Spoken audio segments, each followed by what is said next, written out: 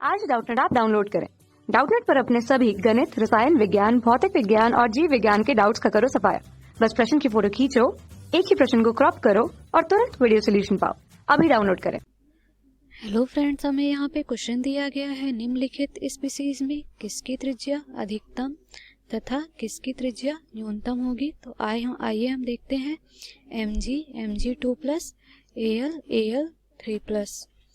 तो हम सबसे पहले परमाणु त्रिज्या का क्रम देखें ने से पहले ये देखते हैं कि परमाणु त्रिज्या होती क्या है।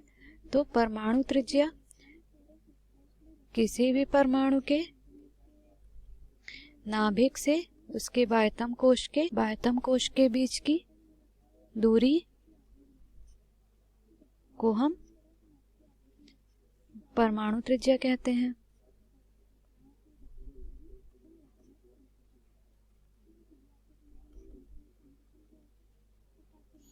अब अगर हम देखें तो जब कोई भी x मान लीजिए कोई परमाणु है, वह इलेक्ट्रॉन को क्या करेगा, त्यागेगा, तो उसकी जो परमाणु त्रिज्या होगी वो क्या हो जाएगी, परमाणु त्रिज्या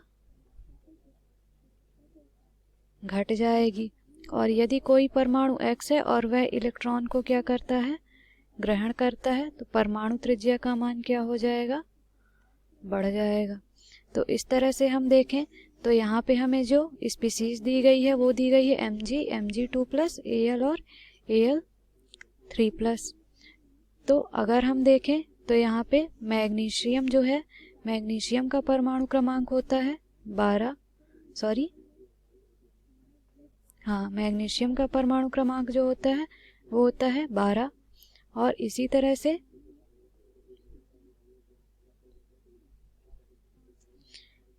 जो एल्यूमिनियम होता है, एल्यूमिनियम का जो परमाणु क्रमांक होता है वो होता है 13।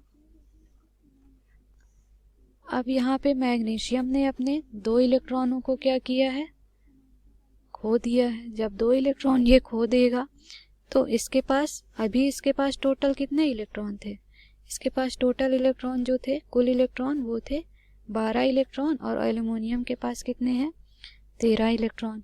जब मैग्नीशियम अपने इलेक्ट्रॉन को खो देगा तो यह इसके पास जो इलेक्ट्रॉन बचेंगे वो कितने बचेंगे, 10 इलेक्ट्रॉन बचेंगे। और इसी तरह से एल्यूमिनियम जब अपना 3 इलेक्ट्रॉन खो देगा तो इसके पास जो इलेक्ट्रॉन बचेंगे वो कितने बच जाएंगे,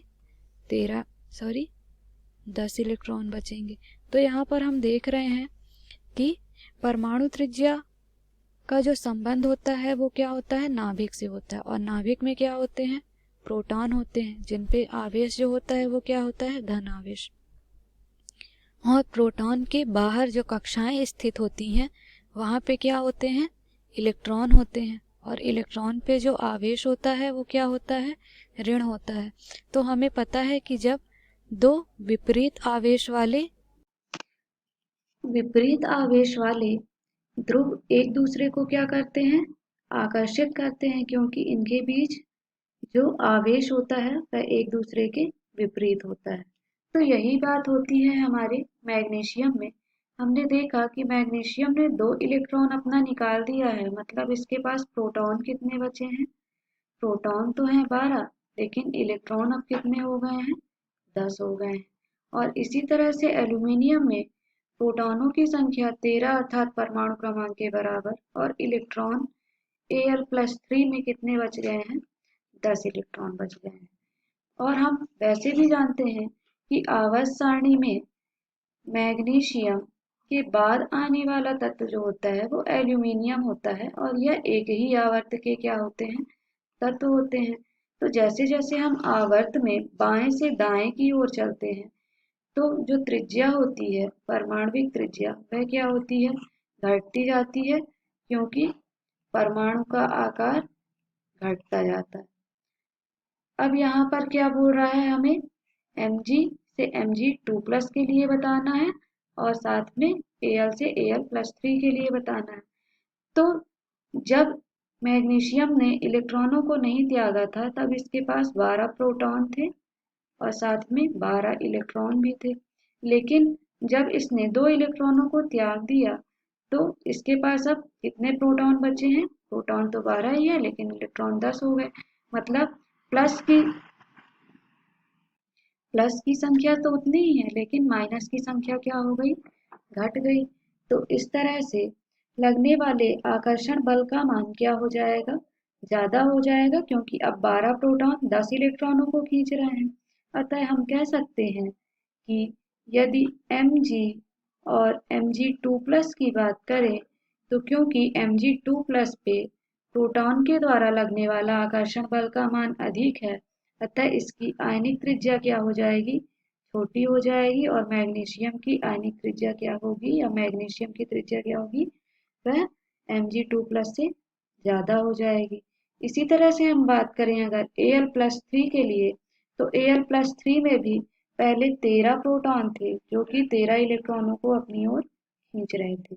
लेकिन अब जब एल्यूमिनियम ने अपने 3 इलेक्ट्रॉनों को त्याग करके Al+3 बनाया, तो यहाँ पर प्रोटॉनों की संख्या तो 13 ही है लेकिन इलेक्ट्रॉन कितने हो गए?